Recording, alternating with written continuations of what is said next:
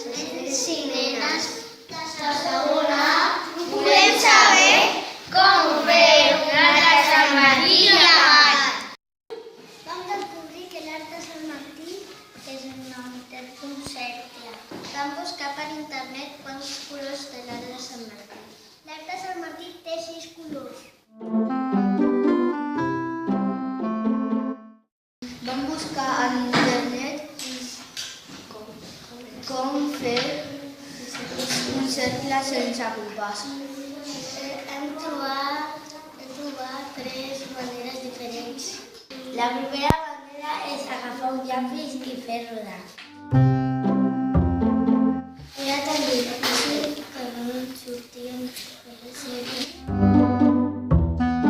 La segona manera era agafar un clip i una xinxeta. Sortien bé, però eren massa petits.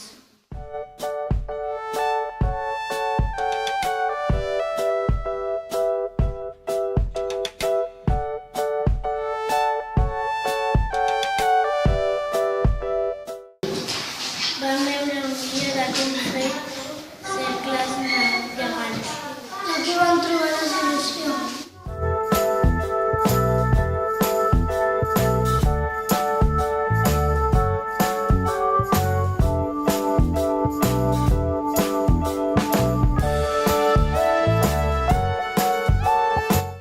A la punta del cartró.